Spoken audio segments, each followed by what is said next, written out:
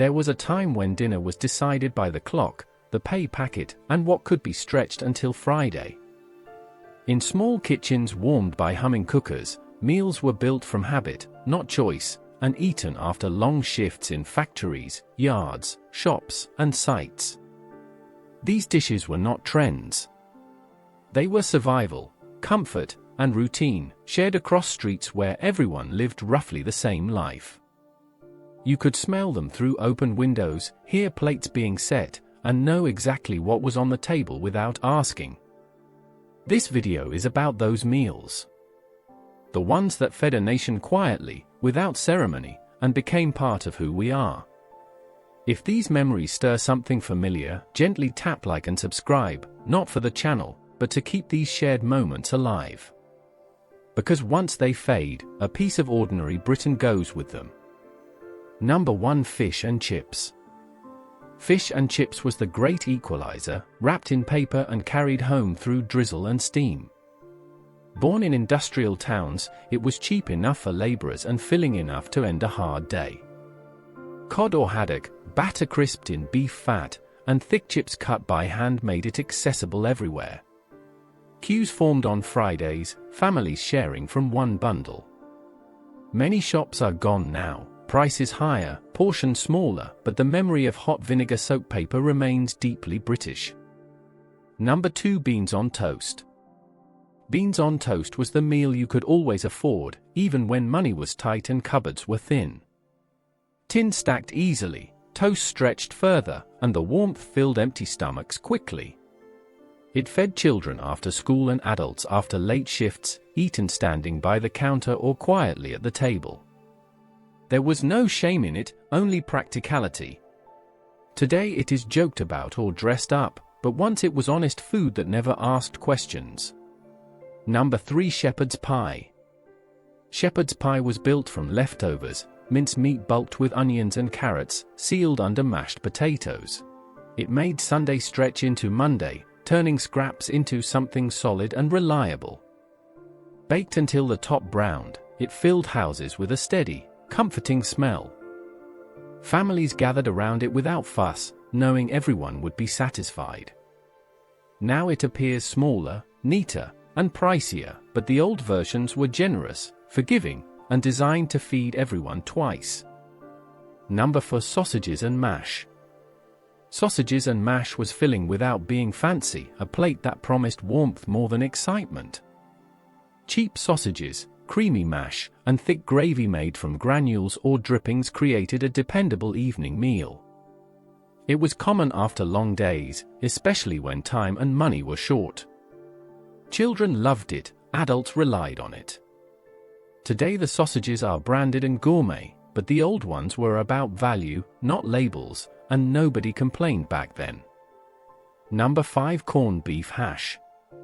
Corned beef hash came from tins and ingenuity, diced potatoes fried with onions and corned beef until crisp at the edges.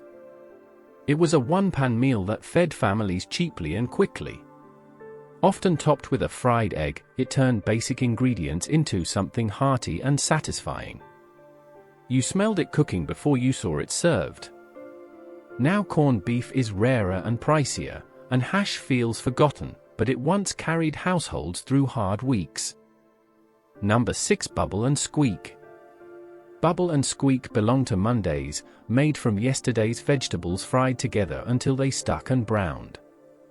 Cabbage and potatoes were common, sometimes joined by carrots or sprouts, pressed flat in the pan. It used everything, wasting nothing, which mattered deeply in working homes. The name made it friendly, almost playful. Today leftovers are hidden or discarded, but bubble and squeak stood proudly on the plate, practical, thrifty, and familiar. Number 7. Bread and dripping. Bread and dripping was survival food, born from necessity and accepted without complaint. Thick bread spread with beef dripping, sometimes salted, sometimes saved from Sunday roast. It filled bellies when there was nothing else, especially for children. It cost almost nothing and kept hunger quiet. Few speak of it now, and many would turn away, but it fed generations through lean times, and its memory carries both hardship and resilience in equal measure. Number 8. Liver and onions. Liver and onions was nutritious, cheap, and unavoidable in many homes. Fried liver, softened onions, and rich gravy made a meal that parents insisted was good for you. It was often eaten reluctantly by children but appreciated later for its honesty.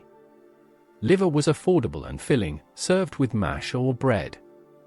Today it is pushed aside or hidden in menus, yet it once represented doing the best with what was available. Number 9. Spam fritters.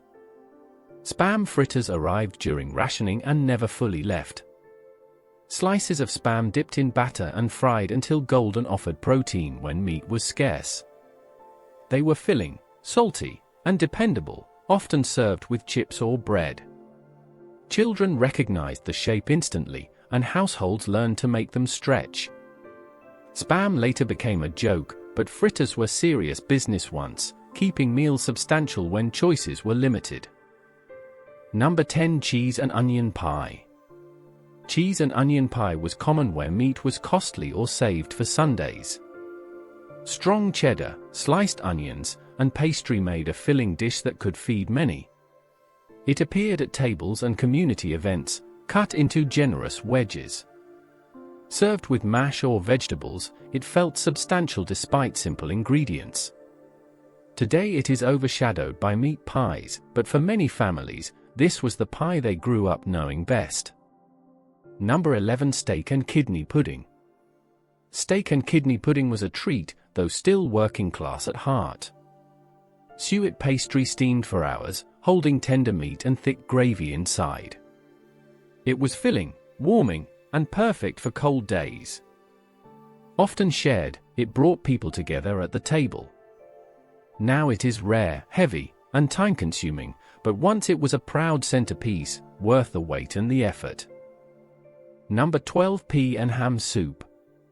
Pea and ham soup simmered slowly, using bones and split peas to create something nourishing and cheap. It filled bowls after work and reheated well the next day. The smell meant warmth and rest, especially in winter. Bread dipped into it made the meal complete. Today soups come ready-made, but this one was built patiently, proving that care and time could replace money when feeding a family. Number 13. Lancashire hot pot. Lancashire hot pot was layered simplicity, lamb, onions, and potatoes baked slowly until soft and comforting. It suited long working days, cooked in the oven while life carried on. Each spoonful was steady and warming, never rushed. Families relied on it to feed many mouths cheaply. Now it appears as heritage food, but it was once everyday fuel, shaped by industry, climate, and necessity rather than nostalgia. Number 14. Jam roly-poly. Jam roly-poly ended meals with sweetness made from little. Suet dough rolled with jam, steamed until soft, and served with custard felt like comfort after a plain dinner. It was affordable, filling, and remembered especially from childhood. Homes and school halls shared its smell. Today puddings are lighter and smaller, but jam roly-poly was generous, sticky, and reassuring, designed to leave nobody still hungry. Number 15. Scouse. Scouse was a thick stew of meat, potatoes, and vegetables, stirred together to feed dock workers and families alike. It changed with what was available, but always remained filling and warming. Eaten from bowls, it felt communal and grounding. Today it is tied to identity as much as taste. If these meals lived in your home, say so in the comments and subscribe to Britain Rewind to keep these memories alive, because once they are forgotten, working class Britain is forgotten too.